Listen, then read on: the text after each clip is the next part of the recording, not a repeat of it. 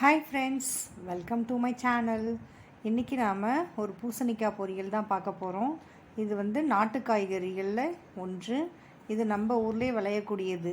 இந்த விதையில் எடுத்து வச்சு பதப்படுத்தி நம்ம போட்டோம்னாலே நம்ம தோட்டத்தில் வளர்ந்துடும் ஈஸியாக. இது அடிக்கடி நம்ம சமையலில் சேர்த்துக்கலாம். உடம்புக்கு ரொம்பவே நல்லது.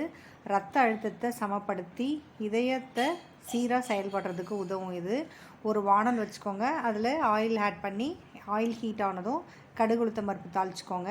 ஒரு காஞ்ச மிளகாய் கிள்ளி தாளிச்சுக்கோங்க. இது கட் பண்ணி வச்சுருக்கிறத அழகாக போட்டு ஃப்ரை பண்ணி எடுத்துக்கோங்க.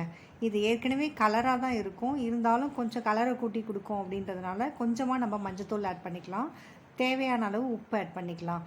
இது இதிலே வெந்துடும், தண்ணி விடும், இதிலே வெந்துடும். இருந்தாலுமே கொஞ்சம் இது ஹார்ஷாக இருக்குன்றதுனால நான் கொஞ்சமாக தண்ணி ஆட் பண்ணிக்கிறேன். சில காய்கள்லாம் நல்லா பழுத்த ஸ்டேஜில் இருக்கும், அதனால் அப்போ நீங்கள் தண்ணி ஆட் பண்ண வேணாம். இது கொஞ்சம் காயாக இருக்குன்றதுனால ஒரு 1/4 கிளாஸ் நான் தண்ணி ஆட் பண்ணிக்கிட்டேன். இப்போ பாருங்கள், சூப்பராக வெந்து ரெடி ஆகிடுச்சு.